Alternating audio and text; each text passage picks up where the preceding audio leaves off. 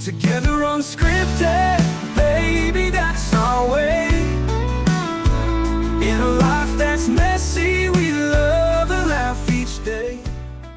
Hey, welcome to another episode of Together Unscripted, Love, Laughs, and Leftovers. I'm Jen and my amazing husband, Danny. That's me. So, welcome to the first episode of 2025. Hope you had a great time ringing in the new year with friends and family. We actually just enjoyed a nice, quiet evening home with honestly, a kick-ass hors d'oeuvre dinner. Correct. Christmas Eve and Christmas Eve were insane, but Christmas Day was nice and calm, so that was pretty nice. And our New Year's Eve was nice and calm too. So, wanted to chat with today's episode on New Year's resolutions.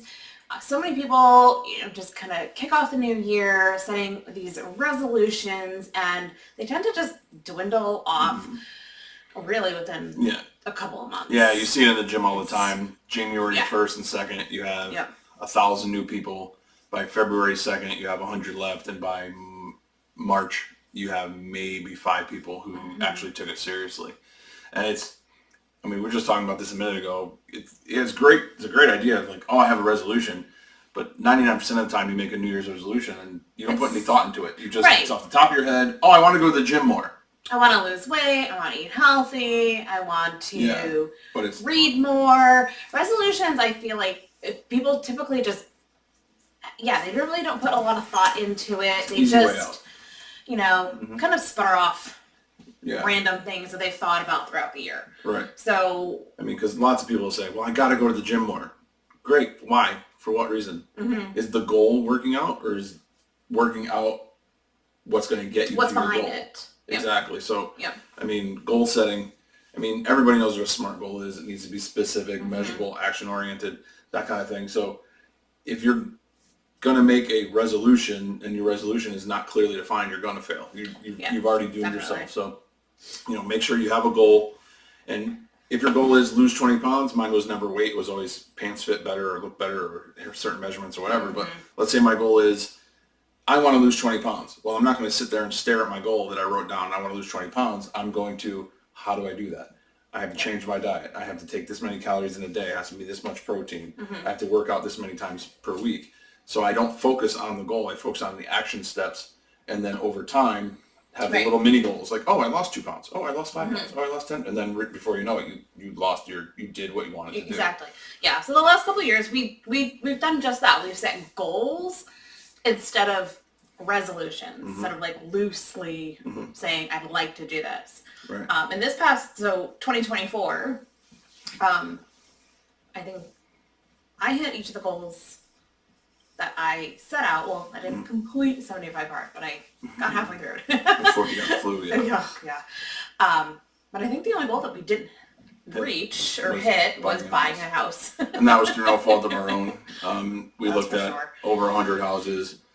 We probably put in 12 or 15 really good bids and just lost out to cash deals and no inspections and craziness that I'm not willing to do. So no. That's the one that we didn't do. Our goals in our relationship we hit, our goals with our children we hit. And then, we actually adjusted our sales along the way, because when Emily says, you guys should start a podcast, we're like, you know what, let's make that a goal. Never thought we'd, from idea to fruition we didn't think of it. She didn't tell us this till October. Yeah, her and I had that conversation late in October. And we started recording within a month. Yep. And here we are, I think our 6th or 7th episode, so holy crap. So that worked. Like 8. Maybe. Okay. But that was an added bonus goal. Yeah, right. So, it doesn't mean that when you set your goals for the year either that they're set in stone. It has to be this. You can adjust your sales, because just like we said, buying the house was a huge goal of ours. Well, I wasn't going to sacrifice 8 million other things to buy a piece of crap house. So it just... No. So I was more than happy. I was more than happy to adjust my sales on that one. Halfway through the year, I got laid off. So my goal was to find a new job. Found a phenomenal job. Love where I work. Love the people I work with. So that's a little bit of luck in being severely blessed, but I'll take it. But what's one what's one area of life that one area of life that you have a goal? Why is it important to you? Yeah, so several goals again this year. One, though, that I'm really passionate about kicking off 2025 now, is I really want to help at least 20 new women just achieve, I want to help 20 new women in their health and wellness journeys, whether it's helping them have more energy, lose weight, or in this wonderful perimenopause stage of life. God bless you. God bless you.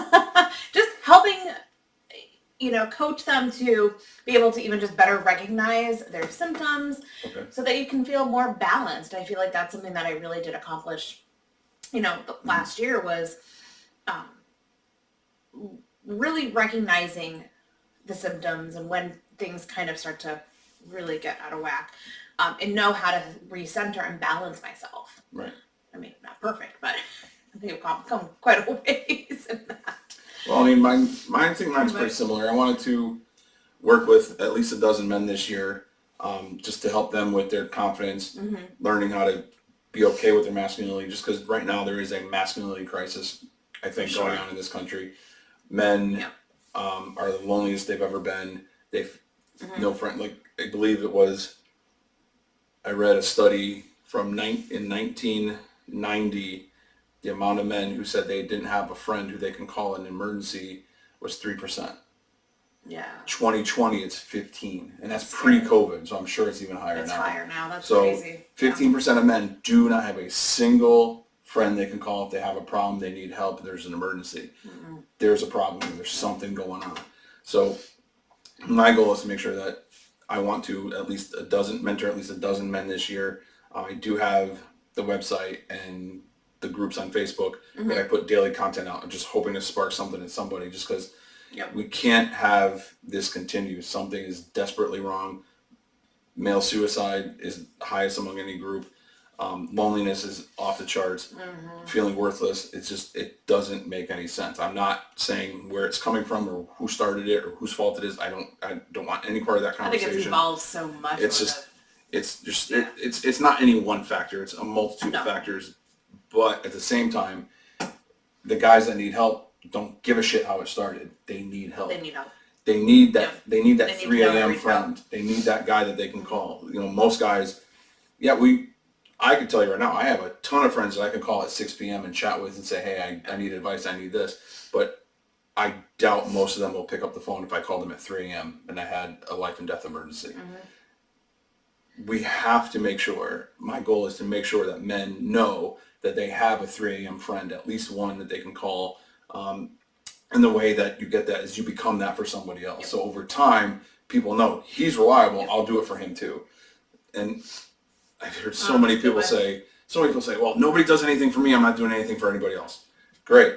Continue the cycle. Perfect. Doesn't make any freaking sense. It doesn't help anybody. So my goal, like I said, make sure men know they have a friend, they have somebody. If anybody listening says, I have nobody, I'll be your first one. Find me on Facebook. I'll be your first one. I promise. Yep. I like that. Definitely. So goals for the new year. What do you think is a goal that we could work on together? Well, I mean, we're shooting it right now. So I think the podcast, this was the crazy train that my crazy daughter started. Wearing a shirt, if you're listening and you're not watching, I'm wearing a shirt that says awesome like my daughter, which of course was a gift from my daughter because she's my personality and it's exactly what I would do. So God bless her. But I think the podcast, our first week or two, we broke the top 150 in relationship podcasts. My goal by the end of this year is to break the top 50, not the top 150, but the top 50. Definitely. I think that's a great goal. As long as we're consistent, we interact with the folks on the pages, and we give good quality content. Hopefully we're entertaining. We don't bore people to death. I know I'm afraid for my real personality to come out just because she asks me all the time, a bunch of times during the day, like, oh my God, she'll laugh when I say something, but then she looks at me and goes, what the hell is wrong with you? My answer always is, what the hell is wrong with me? You laughed. It's usually a WTF moment. It's a holy crap, what the hell's wrong with you? So Yeah, that's I think the podcast is a big one for me this year. I want to make sure that we build it, we keep going. This is something we started for fun together. I just want to see where it goes. I think it's something that will help our relationship because it's something we have to do together. I think most couples, that's one of the reasons they grow apart. We get to. Correct. Okay, I like that. You're right. We get to do this together. Most couples, we've had so many people we've interacted with over the years between the kids' sports and school and everything else, and there were so many couples that even though they were standing 3 feet apart, you had no idea they were couples. No. They had nothing in common. We noticed that pretty often. They had nothing in common. They didn't talk nicely about each other. They didn't barely talk to each other. No. And then, unfortunately, we've actually seen a bunch that once the kid graduates high school, the relationship dissolves and they're divorced. I think it's because they didn't actively find things to do together other than raise their children. Which, if the kids are the focus of your relationship, well, when the kids are gone, oops, I forgot we actually have a relationship. Right, and I think, too, you realize, I mean, we're empty, well, somebody recently said, instead of empty nester, they call it open nester, which I do like. But you have many more years together after the kids have grown and left the house than, well, certainly than you did before, as a younger married couple, or even just overall. I mean, the years that you have together as a couple. So, yeah. I mean, the entire beginning of our relationship, we already had kids. So correct. We got together. It was a little different. It was a little different. So we got together. Our kids were 2, 3, 4, and 5. And now the oldest is going to be 23 in March. So almost 18 years together. And it's always been about the kids. But I think one of the things we focused on from the very beginning was our relationship came first. And our kids didn't like it, that they weren't the center of the universe, but mom and dad came first to mom and dad. And that was just the way it was. And I think it set a healthy boundary. They knew it. And it wasn't an insult to them. It was just dad takes care of mom, then takes care of kids, and vice versa. Right. Well, no, because if you don't have that healthy marriage and that healthy communication, I mean, it certainly wasn't all rainbows and roses, whatever. Nope. Wasn't all peaches and cream, baby. No. Not even close. But we worked at it. We worked at it, and I think it's an important example, like you said, setting the boundaries, but for the kids to grow up and see a healthy relationship, or how you work towards a healtly relationship. But the kids also saw us being silly together. They saw us being very amorous together. They'd walk in the kitchen and, we'd be smooching. All of a sudden, little feet walk out of the room and you hear yell to their siblings, "They're making out again!"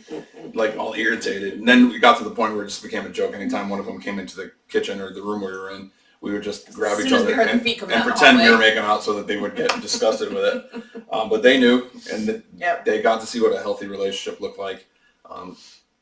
I like to think that we hid some of the negative stuff. Like if we were arguing and we were upset with each other, it was, "Can I talk to you for a second?" We tried to pull ourselves out of the room. It didn't happen every time. No. But we really tried at that. And I think our kids had a good example of what a successful relationship actually looks like. So I hope so. I mean, I think so. But at the same time, like that's one of the goals for me for the podcast is just to keep building our relationship. And, good, bad, and different, as we talk about it on the podcast, if you get one nugget and you're like, "Oh, I like that idea," great. Take the best, leave the rest. If the entire episode was a stinker, ignore it. That's fine. We get it. Not everybody, different strokes, different folks, man. We get it. Not a big deal. But, no, absolutely. But how do you think we can make sure that our individual goals that we have don't pull us apart as a couple? So I think like for us, and this probably unfortunately isn't the case with most couples, we goal set together. So I have goals that I want to achieve this year. You have goals that you want to achieve this year, both individual, personal, and business. But then we also have goals that we want to achieve together. Like, getting the podcast ranked up, completing 75 hard, doing the gauntlet again. That would be fun. But I think we do a pretty good job of communicating with each other what each of our goals are for the new year.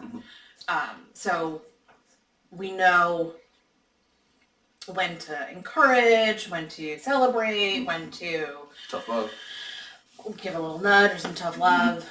So I think, I don't. No, I think you're absolutely onto something there, because when I did 75 the first time a year and a half ago, I did it by myself. Right. And if it wasn't for her knowing exactly what I wanted to do, I communicated, hey, I'm going to work out at this time and this day. I'm going to work. I'm lifting weights here. This is what I'm eating during the day. I'm going to be home at this time. And she, not that she made it easy on me, but she didn't add a multitude of shit on top of it so that I couldn't complete it. So it was very sensitive that I was trying to accomplish something that was extremely difficult, and I made it harder on myself. 75 hard, if you don't know, it's 2 workouts a day. One has to be outside. Right. One of the workouts, the outside workout, I always just either walked and jogged, and then the first time I did it, there was a Wounded Warrior Project challenge to wear a weighted vest or a rucksack for a month. So I actually walked every day with a 45-pound vest on. So I was always sore. That was insane. I was always sore. But when I got home and said I could barely move, dinner was ready. Dinner was good to go. I had time to give myself a bath in Epsom salts and let the magnesium help my muscles. And some but deep blue. Some deep blue. There was lots of different strategies to help me get through it, but she was on board with my goal. And it wasn't just like her going, that's you, do it yourself. I don't give a crap. So I think we're extremely sensitive to that kind of stuff. When you tell me there's something you want to do, same thing. I'm not adding obstacles. I'm at the very least trying to remove things. And if I can't remove it, I'm trying to at least handle it to the point where it's not a humongous obstacle. I just don't want it. The last thing I want to be is, I have this major goal. Why didn't you accomplish it? My husband's an idiot. That's just not that's not part of a description I want to be in. No, I think we do. I think we do a really good job of communicating like what each of our goals are, knowing. And I think too, we try to identify obstacles that we might come across. I mean, that's something that we do with our coaching clients too. You know, you want to start your health and wellness journey. You want to, change something. Well, what obstacles do you foresee coming up so that we can tackle those ahead of time? Yeah, that's why I think we learned over time with some of our clients that some clients we won't take because they're obstacles. I'm like, you don't have a supportive partner. I can't help you. You're not going to cook 4 separate meals every day. It's just not going to happen. No. So, having a support system, having somebody on your side, which we do as coaches. But yes, we definitely have had a few clients over the time that it's just excuse after excuse after excuse after excuse. I'd love to help you reach your goals, but it's a 2-way street here. If you're going to fight me every time I give you some advice, then I'm not the guy for you. Yeah. Because I'm not militant. I'm not going to yell and scream at you. No. You're an adult. I'm an adult. I told you what to do. And you didn't do it. And then you blame me for no results. Like, sorry. But no. It doesn't work that way. So we've learned to see that ahead of time and just tell people respectfully, I don't think I'm the coach for you. But what I'm actually looking forward to this year, because it's an individual goal, but we're going to do it together, is we're going to be doing 75 hard. And the thing is, we're starting it in February so that she can be done before Mother's Day. And my 50th is in June, and I'm going to tack on 4 extra weeks. So I'm actually going to do it for 103 days. And I just know that together, is it going to be simple? No. But we're going to be on the exact same page. But then the extra 4 weeks, I'm not going to be completely on my own. I know that she knows exactly how the lifestyle works. She knows exactly what I'm trying to do. That I plan 2-3 days ahead of time. I always have the escape clause, like, oh shit, this isn't going to work today. What's my plan B? How am I going to squeeze this in? What am I going to do? Because there was one time, I think it was the last run through, where I wanted to go hit the gym, and then I realized, oh crap, the gym is closed. So I just moved everything out of the floor in the living room, and I did a ridiculous 45-minute routine. Sweat dripping everywhere. It's freaking disgusting. So poor thing couldn't be in the living room with me because I was knocking crap around. But I got done. So that was perfect for me. No, but it's just, I think it does really just come down to communication. We know what each other's goals are. We each work to identify what obstacles we feel like we might hit and then communicate that to the other so that, yes, you can be that supportive, partner to achieve it. Yeah, and it's also when you know what the other obstacle is for the other person, you could also be the voice of encouragement. You can send a kick-ass text. You can, I'm proud of you, do your thing. There's so many different ways to deal with it. It's not just, it's an obstacle, let me remove it for you. No, it's an obstacle, let me hype you up so you just destroy the freaking thing. Right, and it's how you build character and resilience and So what, okay, so we're just kicking off 2025. If we were to look back at this time next year, so the start of 2026, holy crap. Screw that. I'll be 50 at the start of 2026. That ain't fun. We'll have another kid coming up on graduation. We'll have our youngest just about to turn 21. Yeah. But besides that, looking back a year from now, if we were to look back and say, this was an amazing year, what would you say we would have accomplished to make 2025 an amazing year? I mean, it's not any one thing though. It would be amazing if we could find that flipping house. That'd be amazing by itself. That'd be great. That would be fantastic. God, I'm sick of looking at dump houses and houses the porch is falling off or they're tilted or the toilet's falling off the wall. My God, sick of it. I can't wait till that crap is over. But when it comes to what would make me saying 2025, wow, hell of a year, that was awesome. It's a bunch of things. It's business aspect, making sure that your business is going so that you don't have to worry about a W-2 ever again. It's knowing successful year would be our kids. We have another kid graduating college this year, and then she's traveling for the summer. I want her to enjoy her summer, but also have done the work in the springtime so that she has a job in September when she gets home. That would be a huge success for me. Then the other adult child flourishing in his career, he's doing phenomenal so far. Personally, finishing 103 hard before my 50th birthday, staying in shape, being a mentor to other men. In my W-2, I'm actually a mentor to younger folks at work. I'm working with them, working on their business skills or their leadership skills, things of that nature. Making sure I help the company. The company's doing phenomenal, but I want to make sure that I'm a huge part of more success. I mean, it's thing after thing after thing. Is it any one thing? Do I need them all? No. Do I need just one? No. So a combination would be great. Like, as many I could tick off would be perfect. What about you? Definitely finding that house. Yeah. House hunting is no joke. It's been a yeah, I think continuing to see all the kids flourish in their, and for the older two, in their careers, and the younger two just continuing to kick ass in college. This time next year, we're going to have a junior and a senior in college, and 2 kids graduated. That's scary shit. So we got graduation parties for the next 3 summers in a row. Yeah. Woof. Yeah, and I think, just helping, my goal of helping at least 20 new women, find their balance, find their peace in their perimenopause journey through my coaching. Yes, help them find their peace so that their husbands don't cry every day or freeze their ass off or get sweated on or God. Yeah, so the house, the kids, just both of our through our coaching, our individual coaching, just helping more people. And health-wise, what do you want? Health-wise, just continue to find this balance in perimenopause. Successfully completing 75 hard, definitely. Doing the gauntlet again. Right. So we signed up for the money, I forget the name. Money Mount. No, that was our name. The actual, it's. No, I know, that was the team name that we were going to. Yeah, Money Marauders, I think. Yeah. So successfully completing that. With the kids, that'll be fun. Yes. And doing some more traveling. Definitely doing some more traveling. We typically tend to stick around New England, so maybe we'll sneak in a cruise or that wouldn't be horrible. That would not be horrible at all. Later in the year to celebrate. So we haven't been on a cruise since our honeymoon. Yeah, since 2009. Wow, we old.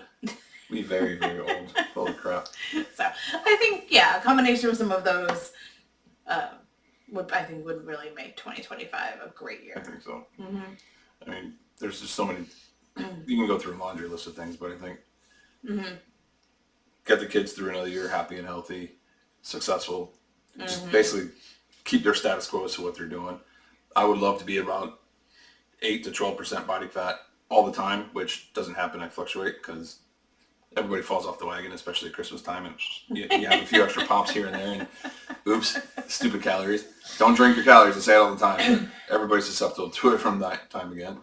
Health-wise, career-wise, I already talked about that. House-wise, we already talked about that. Like, I don't have, like, possession-wise, I don't give a crap. We're not things people.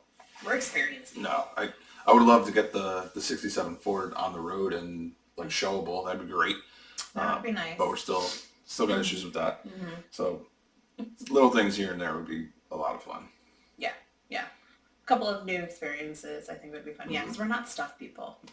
Not at all. Like buying the house is like the only like material thing. But so no, I think we're gonna have a great 2025.